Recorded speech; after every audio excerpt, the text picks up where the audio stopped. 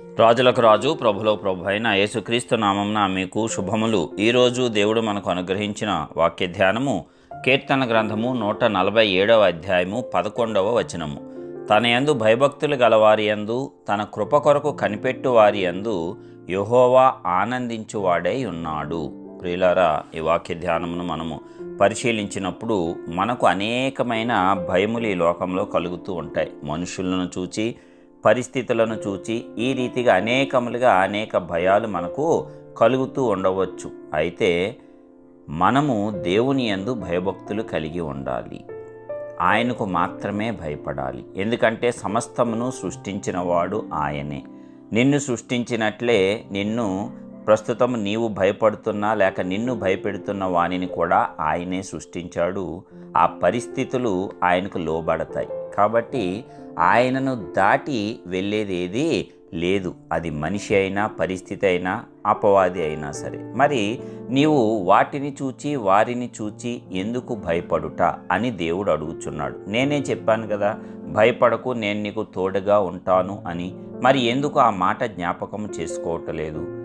నీకు ఎప్పుడైతే ఆ భక్తిలో లీనమైపోతావో భయము అనేది ఇతర వాటి పట్ల పోయి కేవలము దేవుని పట్ల మాత్రమే కలుగుతుంది. దేవుని పట్ల ఉండేటువంటి భయము నీకు చాలా మేలు చేస్తుంది. దేవుడు చూస్తున్నాడు, దేవుడు వింటున్నాడు, ఇదిగో నేను చేసే ఈ కార్యము దేవునికి తెలుస్తుంది, ఇది దేవునికి కోపం పుట్టించేది అని ఇలాగ నీవు భయపడటం మంచిది. అప్పుడు తప్పులు చేయవు, పాపం వైపు అడుగులు వేయవు. అది దేవుని యందలి భయము వల్ల నీకు ఉపయోగం. అంతే తప్ప ఇతరత్ర వాటికంతా భయపడుతూ దేవుడు బాధపడతాడని, దేవుడు కోపిస్తాడని గుర్తించకుండా అనేక కార్యములు దేవుడు చూడడలే అనుకొని మూర్ఖత్వంతో, అజ్ఞానంతో, అంధకారంతో నీవు చేస్తే వాటిని ఆయన పరీక్షిస్తూనే ఉంటాడు కదా.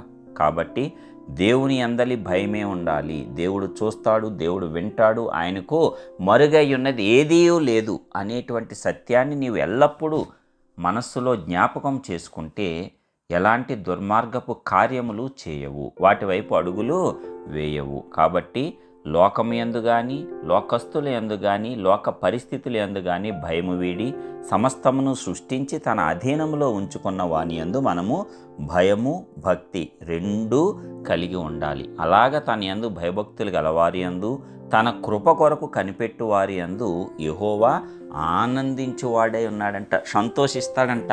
నా కుమారుడు, నా కుమార్తె నా యందు భయభక్తులు నిలిపింది, పరిస్థితులకు కానీ, లోకముకు కానీ, అపవాదికి కానీ భయపడుట లేదు అని దేవుడు సంతోషిస్తాడు.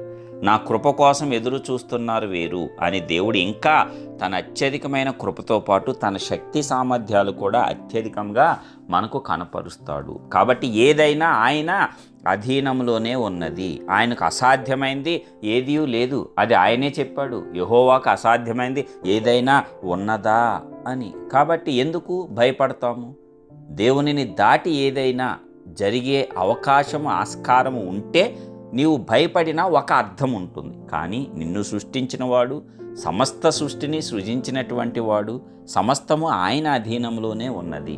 మనుషులైనా, పరిస్థితులైనా, కాల సమయములైనా, లేక ప్రకృతి అయినా, లేక చివరికి అపవాది అయినా అన్నీ ఆయన కంట్రోల్లోనే ఉన్నారు, ఆయన అధీనంలోనే ఉన్నారు. మరి నువ్వు ఎందుకు భయపడ్డా? కాబట్టి మనం ఆ భయములు వీడి దేవుని యందు భయభక్తులు కలిగి ఆయన కృప కొరకు కనిపెట్టుకొని ఆయన మన పట్ల సంతోషించువారిగా మనము జీవిద్దాం, ప్రార్థిద్దాం.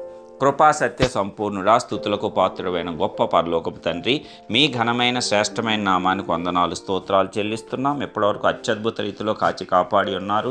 మరి ఒక నూతన దినమును మా జీవితాల్లో అనుగ్రహించి మాకు జీవంతో కూడిన దినమును మాకు అనుగ్రహించినందుకు మీకే స్తోత్రాలు తండ్రి.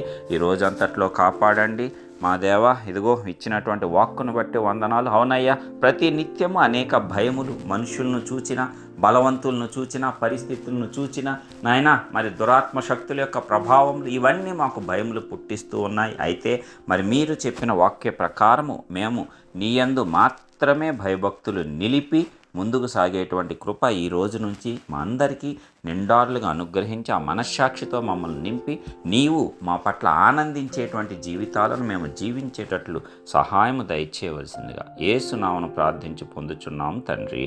ఆమేన్.